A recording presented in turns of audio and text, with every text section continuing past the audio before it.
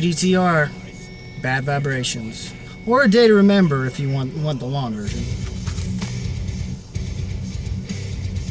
Special thanks to a certain particular subscriber for this one.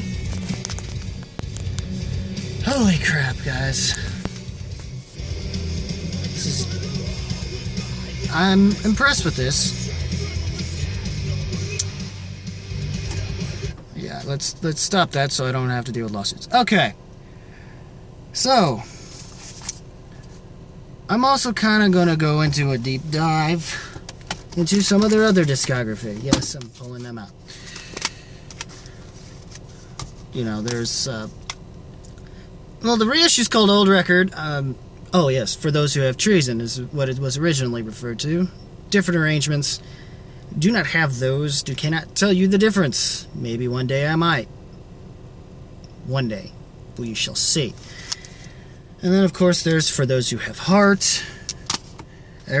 Almost everybody, every Die Hard fan's favorite, from what I know of. And almost my favorite, but I give it I don't know. Homesick. Then, of course, there is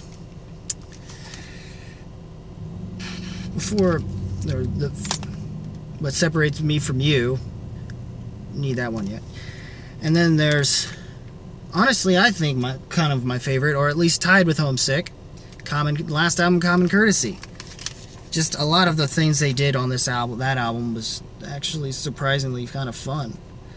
And then, of course, there's this album that we will be reviewing as well, Bad Vibrations, as I've already introduced, but I figured what the hell, in case you didn't figure it out again already, I'd say it. So,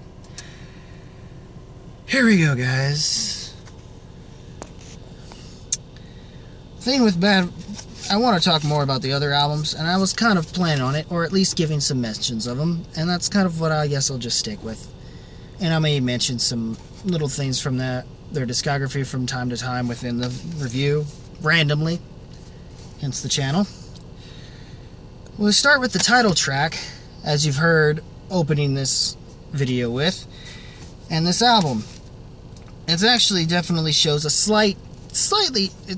this album still feels like ADTR, but there's something different about it. It comes off a lot more pop punk and more hardcore oriented, as opposed to some of their past albums.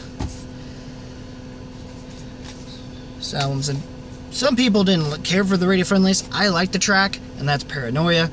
I mean, the nice catchiness of the lyrics. I'm like a time bomb ticking in your head, paranoia, clouding your judgment. It's a nice, solid line for a chorus in and of itself, and they use it very well. And you could tell this album, in and of itself, is co-produced, one by Jason Livermore. I'm not sure what else he's done. However, the co-producer I do, and that is Bill Stevenson, known for his work in the band, as a guitar player within the bands Descendants and All, who also apparently had a new album out, and some people are kind of bashing it, particularly Anthony Frantano. You know how I feel about him here and there, except for Weezer. We might get along with Weezer, except I would probably pick the last Weezer album over White Album, but that's just me. And anyway, but you could tell with this track it feels very Rise Against, whom of which Stevenson has produced their second record and everything from their fourth album forward. Revolutions Per Minute, and everything from The Sufferer and The Witness forward has been produced by them, by Stevenson. This album, they went to him, and you could definitely in places feel, and mostly this track, feel a very Rise Against type sound to the, and bite and punch to them. Of course, the follow-up that feels far more like a punk track. I mean, the Blink-182 and New Found Glory influences start to come into play a lot more within this track. Within this following track, Naivety, which I didn't care for this track, guys. I just didn't. I just didn't. I mean, the music video that recently came out when the album had come out kind of helped, and yeah, Exposed Isn't Bad. It's pretty heavy, but I don't know if that's super memorable necessarily. Compared, I mean, Naivety is definitely different enough to be easily pointed out. Bullfight was another, like Naivety. By the way, I will give Naivety credit for the fact that nobody even remembers what the word naivety is, or at least, you know, the whole how to pronounce it, maybe all that stuff, and they may as well have helped, you know, may have helped to get kids to pick up a dictionary for all I care, you know? I tell you what. Even I didn't know how to use the term of naivety. We always just use innocence, or just the use of the word naive, not naivety. But that works anyway. And there's Bullfight, which was another track, like Naivety, that I originally, when I first heard it, and then I heard it alongside the music video was good, but I eventually just liked the track in general. And it's slowly grown on me and become one of my favorites of the album. And it definitely has some forms of...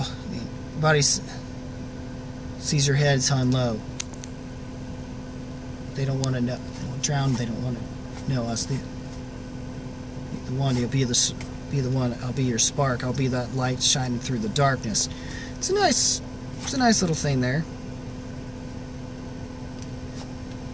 Light? No light? No. If you're wondering where the light's coming from, it's like my hand moves, the light goes. It's in case it seems to be dimming here and there for you. What you guys wondering? Let's have fun with it. Yeah. Anyway, back to the album. Reassemble was a good track. It's a very pump up type track, and I think around the end it kind of comes off almost very somewhere between Deja Attendu, and God Devil Rage Inside Me, maybe Daisy, kind of brand newish vibe to it, you know? I mean, when you hear it, you'll understand where specifically within the vocals that Jeremy has. I even had to look at the booklet to see. It's like, okay, where's Jesse Lacey in this? Is he credited in here, or is he like uncredited? Maybe, for all I know, he could have. Unless Jeremy just learned some things from Jesse Lacey and just started to emulate his vocals for some reason for this track, and it felt like it worked. And in a way, it does. So for anyone who is an ADTR fan, who also happens to be, you know, a brand new fan, or, you know, is an ADTR fan who I know has a wife who's who's like lives and breathes brand new, this particular part of that track will be for you. But another one of my favorites that, though simple yet effective to me, is Justified. And then, of course, We Got This just feels like... Everyone says Paranoia is more radio-friendly, which it kind of is, but We Got This feels a lot more like a radio-friendly pop-punky tune. Far more in a similar naivety way, but, you know, has a very far... You definitely feel a lot more of that Newfound Glory kind of influence. Since, ironically, I think the frontman from Newfound Glory had produced Homesick, for any of you people who are wondering about that. Fun fact. There you go. Another track that does the kind of same thing, Same About You. I mean, Turn Off the Radio's not bad. I don't feel like going. Then Forgive and Forget isn't a bad closer for those who have the original album. And probably, in all honesty, you should stick to it, because Negative Space is in Florida. In Florida's okay. I mean, at least that one closes this deluxe edition, or special edition, whichever they're calling it, out. Closes it out, but Negative Space just feels too cynical, pessimistic, and if that ain't enough, it's cynical and then even narcissistic. Just that level of negative to me, just within the chorus itself. It just, you could tell it wasn't meant for the actual album itself, and it's just, yeah, it just feels like it's a bonus track. It's nothing like a special kind of thing that makes you think, oh, it should have been part of the album. No. It's, yeah.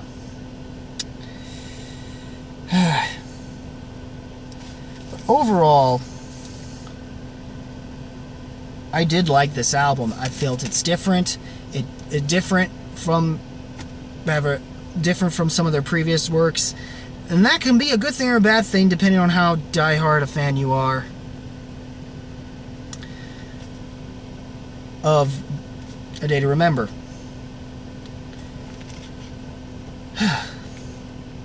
And if you're wanting something new, even after Common Courtesy, this could satisfy you. But if this still can make, like I said, in short, it could make or break. I feel as I could see why it would in places, though, and I think it's more of a grower of an album. And I think majority of the time ADTR's records can be a grower if you're not immediately into it, you know. They're not terrible. They're not, all of their discography is terrible, and, you know, this is, of course, no exception. It's pretty solid for what it is and what it gives, and does make me kind of curious as to where the band's direction is going to go. If it's going to continue going into a more pop-punk direction, or are they going to bring back more metalcore within later efforts after this? Who knows? But overall, I'd definitely give it, if I wasn't holding this right now, thumbs up all the way. Let's try that. Thumbs up all the way. Guys, what did you think of this album? Comment below, let me know. You can even tell me on Facebook when I finally upload this, shortly after I'm done with this.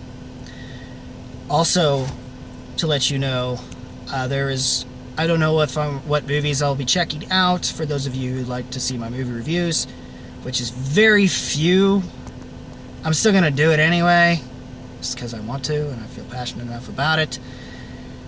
And then there's the up-and-coming September release of the Devin Townsend Project's Transcendence, the follow-up to Sky Blue. That was part of the Z2 album, even though it was technically not really had anything to do with the whole Ziltoid thing, as opposed to the second disc. That is an actual solo effort from Devin Townsend that has something to do with that, blah, blah, blah. But I digress. Hopefully this album will see more. From what I've been hearing, it sounds nice. I'm hoping it's a little bit more Epicloud than Sky Blue, than what we got out of Sky Blue, which compared to Epicloud was kind of eh. But it wasn't bad. I mean, it wasn't extremely memorable compared to some of the past DTP discographies, but let's hope for the best with Transcendence, guys. And that's about it. If you like this video, you know what to do. Rock that like button with thrust if you must, and please be sure to subscribe. Check out my Facebook, which I hopefully will have a link in the description below once I'm done uploading this video. And that's about it, guys. As always, keep it random, keep it real, keep it rocking. And I'll see you guys in pretty well the next video. Peace.